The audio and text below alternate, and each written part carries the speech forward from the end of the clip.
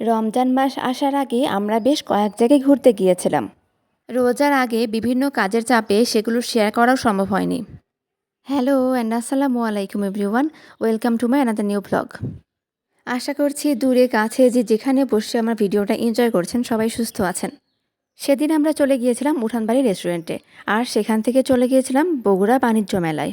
বাণিজ্য মেলা প্রায় শেষের দিকে ছিল, যার কারণে মেলায় ছিল উপচে পড়া ভিড়।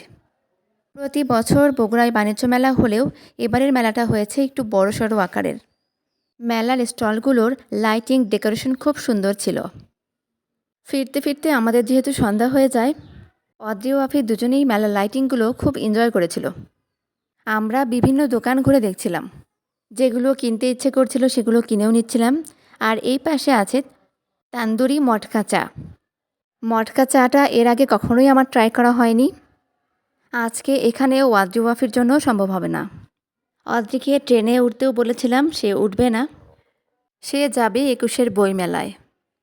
এরপরে আর কি করার, ওকে নিয়ে চলে আসলাম বইমেলায়, কারণ ও বইমেলা দেখার জন্য খুবই এক্সাইটেড ছিল। বইমেলার একে একে সবগুলো স্টল ঘুরে ঘুরে দেখছিলাম, আর অদ্রি শুধু খুঁজছিল ছোটদের বই কোন স্টলে পাওয়া যাবে। গল্পের বই পড়তে সে ভীষণ ভালোবাসে।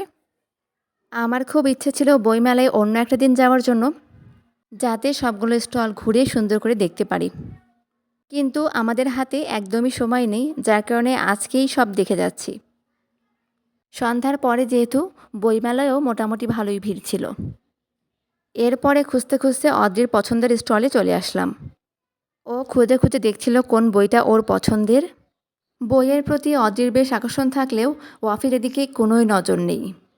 আমরা যেহেতু ৩-৪ জন গিয়েছিলাম, আমাদের ৩-৪ জনের চয়েসই ৩-৪ রকম, তাই যার যার পছন্দের স্টলে সে এসে দেখছিলাম।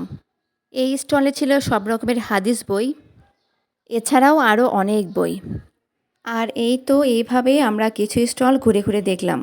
অনেকগুলো স্টল ছিল, যার কারণে সবগুলো স্টল আমাদের দেখা সম্ভব হয়ে ওঠেনি। তবে আমরা যে সময়টুকু বইমেলায় কাটিয়েছি আমাদের খুবই ভালো লেগেছে। শহীদ মিনারের এখানে একটু পরই প্রোগ্রাম শুরু হবে, সেটারই প্রস্তুতি চলছিল। ইতিমধ্যে আমাদের বাড়ি ফেরার তাড়াও শুরু হয়ে যায়, যার কারণে আমরা সবগুলো স্টল ঘুরেও দেখতে পারিনি। আর শেষ পর্যায়ে অদ্রি তার পছন্দের ভূতের বই খুঁজে পেয়েছে। কেন জানি না হরর মুভি বা হরর বই পড়তে বেশি ভালোবাসে। ও আসলে অনেক ভয় পায়, তারপরও ভূতের বই পড়তে ওর খুব মজা লাগে। এরপরে কাব্য, অদ্রি এরা কয়েকটা ছবি তুলে নিচ্ছিল, এবং শেষমেশ আমি একটা বই পেলাম যেটার নাম ছিল গুড প্যারেন্টিং। এরপরে আমরা ২-১টা বই কিনে বাসায় চলে আসি। সো আমাদের আজকের ভিডিওটা এ পর্যন্তই। নেক্সট কোনো ভিডিওতে আবার দেখা হবে। টিল দেন সবাইকে আল্লাহ হাফেজ।